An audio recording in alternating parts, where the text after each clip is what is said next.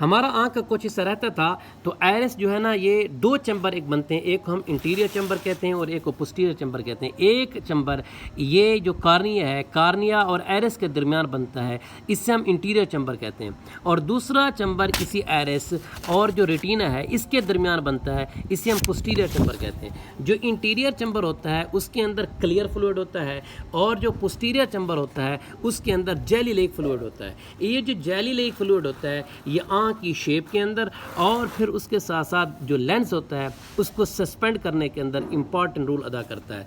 इसके बाद हम बात करें लाइट की, तो लाइट जब इंटर होती है किससे, लेंस से, तो ये रिफ्रैक्ट होती है। रिफ्रैक्ट ये लाइट होगी, ये कार्निया से इंटर होगी, इंटर होने के बाद ये रिफ्रैक्ट होगी। रिफ्रैक्ट का मतलब है ये लाइट सीधी सी आ रही है वाली, ये लाइट ऐसे सीधी सी आएगी, रिफ्रैक्ट होने के बाद ये ऐसे तब्दील हो जाएगी, इसको हम रिफ्रैक्ट कहते हैं। थोड़ी सी बेंड हो जाएगी, पिछने की, ये रिफ्रैक्ट है। रिफ्लेक्ट का मतलब हो जब ये टकराएगी वापस आएगी, मगर यहाँ रिफ्रैक्शन होगी, राइट। रिफ्रैक्ट होकर लेंस के पास जाएगी, लेंस इस आगे फिक्स करेगा। अच्छा, ये जो रिफ्रैक्शन है ये बड़ा इंपॉर्टेंट है। अच्छा, लाइट रिफ्रैक्ट होने के बाद कहाँ जाएगी, लेंस के पास, और लेंस के पास ये कहाँ, जब पहले आएगी ये वाली कार्निया, कार्निया के बाद इक्वोस्यूमर, इक्वोस्यूमर के बाद ये जाएगी प्यूपल, प्यूपल के बाद लेंस, लेंस से जाएगी विट्रोस्यूमर, विट्रोस्यूमर के बाद ये रेटिना के ऊपर क्या हो जाएगी, फोकस हो जाएगी। अच्छा, अब हम इसकी बात करते हैं, जब ये लाइट रेटिना के ऊपर पड़ेगी, यहाँ राड और कोन सेल्स होंगे। ये राड, ये फोबिया के ऊपर ज़्यादा होते हैं, राड और कोन सेल्स होते हैं। ये राड और कोन सेल जो है ना ये स्टिमुलेट हो जाएंगे। जब ये स्टिमुलेट हो जाएंगे तो यहाँ एक प्रोटीन होती है जिसे रोडोप्सिन प्रोटीन कहते हैं, वो प्रोटीन टूटेगी। उसकी प्रोटीन टूटने से क्या होगा, यहाँ करंट पैदा होगा, इम्पल्स पैदा होगी। यही इम्पल्स ऑप्टिक नर्व के ज़रिए किसको, ब्रेन को भेजी जाएगी, जहाँ ये जो विजन है वो मुकम्मल होगी। यानी सेंसेशन को ब्रेन स्टडी करेगा, भाई ये क्या, कौन सी विजन है, क्या सिस्टम हुआ, ये सेंसेशन ऑफ विजन होती है। इसके बाद हम कहते हैं जो रॉड सेल्स होते हैं वो बने होते हैं स्पेशल प्रोटीन से, जिन्हें हम रेडोप्सिन कहते हैं, जिन्हें हम क्या कहते हैं, रेडोप्सिन कहते हैं। जब नर्व इम्पल्स बनती है तो ये रेडोप्सिन प्रोटीन टूटती है, जब ये टूटेगी तो ये क्या करेगी, नर्व इम्पल्स बनेगी। और जब लाइट नहीं होगी तो ये रेडोप्सिन प्रोटीन दोबारा बन जाएगी इसी तरह। और इस तरह कुछ होती है, जो रेडोप्सिन प्रोटीन होती है ये विटामिन ए से भी बनती है, और जब विटामिन ए की डेफिशिएंसी हो तो ये रेडोप्सिन प्रोटीन नहीं बनेगी, और उसको हम कहते हैं पुअर नाइट विजन, रात को सही तौर पे नज़र नहीं आएगा।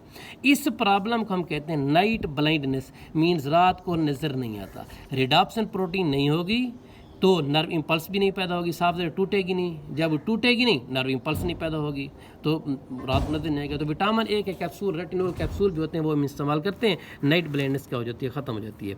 दूसरी ये होता है कि कॉन्स के पास भी पिगमेंट होते हैं, जैसे रॉड के पास पिगमेंट थे, रेडोप्सिन कहते थे, कौन के पास पिगमेंट है जिसमें एडोप्सिन कहते हैं।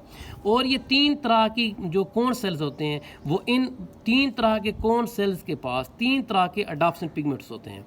अगर उनमें से कोई एक कॉन्स भी डिफेक्टिव हो जाए, मतलब वो है कि वो एडोप्सिन प्रोटीन को रिकॉग्नाइज ना कर सके, तो उनमें जो तीन बेसिक कलर हैं, प्राइमरी कलर हैं, ब्लू, ग्रीन और रेड, इनके अंदर वो बंदा डिफ्रेंशिएट नहीं कर सकता।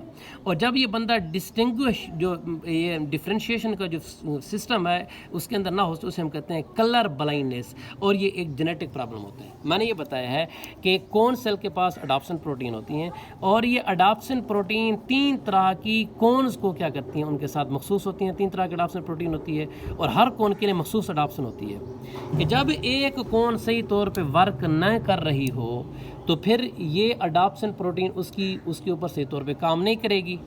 तो उनके तीन कलर को एडोप्सिन प्रोटीन, ये तीन तरह की जो कौन सेल्स हैं तीन कलर की मखसूस होती हैं, ब्लू, ग्रीन और रेड के लिए। तो उनमें से जिस कौन काम नहीं करेगी वो कलर मिस हो जाएगा। तो जिसका कलर मिस हो जाएगा तो फिर कलर डिफ्रेंशिएशन उसके अंदर नहीं होगी। जब कलर डिफ्रेंशिएशन नहीं होगी तो हम इसको कहते हैं कलर ब्लाइंडनेस। ये जेनेटिक प्रॉब्लम भी होता है और दिन के वक्त नज़र भी थोड़ा होता है, क्योंकि कौन सेल्स दिन के वक्त काम करती हैं। अच्छा, एक और बात है, आपने बिल्लियों और कुत्तों को देखा होगा कि इनकी जो आंखें होती हैं वो रात के वक्त चमकती हैं। चमकती क्यों है कि जब आप लाइट देंगे उसकी आंखों के ऊपर तो ये चमकेंगी। उसकी वजह ये है कि उसके यानी कि एंड के ऊपर एक टैप्टम पर्दा होता है आंखों के पीछे, जब लाइट टेप्टम के ऊपर पड़ती है तो ये टेप्टम से लाइट रिफ्लेक्ट होकर वापस आती है। इसी रिफ्लेक्शन की वजह से हमें ये पर्दा क्या करता है, हमें इनकी आंखें चमकती हुई दिखाई देती हैं। अच्छा, ये जो पहले लोग होते हैं उनके लिए भी लाजमी होता है कि उनके अंदर कलर डिफ्रेंशिएशन हो, मींस उसके कॉन्स सेल सही तौर पे काम करने वाले हों। अगर सोन लाइट सही तौर पे काम करने नहीं होंगे तो जो एयरक्राफ्ट वाले हैं वो लाइट की पोजीशन को, कहाँ कहाँ लाइट्स पड़े हैं, सही तौर के ऊपर रिकॉग्नाइज नहीं कर सकें। ये रेड लाइट है, ये ब्लू लाइट्स हैं, ये येलो लाइट्स हैं, इनके सही तौर पर जब रिकॉग्नाइज नहीं होगी तो ये अपने एयरक्राफ्ट की लैंडिंग कैसे करेंगे, गलत एयरक्राफ्ट की लैंडिंग होगी, तो इस वजह से ये हादसे का बायस बन सकते हैं। तो पायलट के लिए लाजमी हो कि उसकी कलर विजन बड़ी अच्छी हो, असेंशियल हो।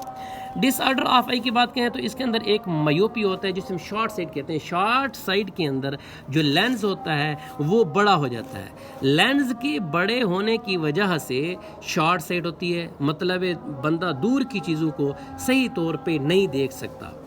तो इसके लिए हम क्या कहते हैं, जो इमेज इसका होता है वो रेटिना से पहले बन जाता है। तो इसके लिए हम क्या करते हैं, कनकेव लेंस लगाते हैं जिसकी वजह से जो इमेज है वो रेटिना के ऊपर बनता है। ये हमने कनकेव लेंस लगाया है तो इमेज कहाँ बनेगा, रेटिना के ऊपर बनेगा। ये मायोपी होता है। अच्छा, जो हाइपरमेट्रोपी होता है उसके अंदर यहाँ लेंस बड़ा हो गया था, यहाँ लेंस क्या होता है वो छोटा हो जाता है, और इसे हम कहते हैं लॉन्ग साइड। क्या कहते हैं, लॉन्ग साइड। मतलब है बंदा दूर की चीज़ों को देख सकता है मगर करीब की चीज़ों को नहीं देख सकता हाइपरमेट्रोपिया के अंदर।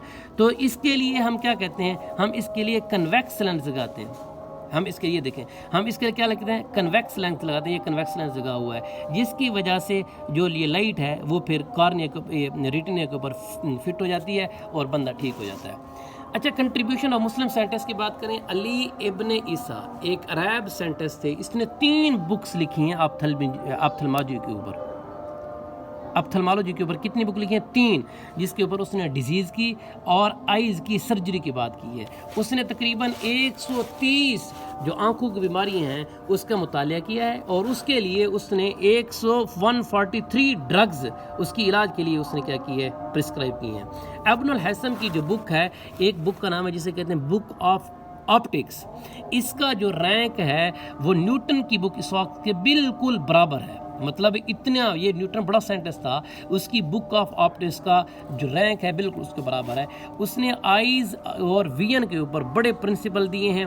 उसकी बुक जो ऑप्टिक्स में है वो correctly explained and prove the modern theory of vision. जो आजकल की जो देखने की, आंखों काम करने की थ्योरी है उसके बिल्कुल एन मुताबिक काम करती है।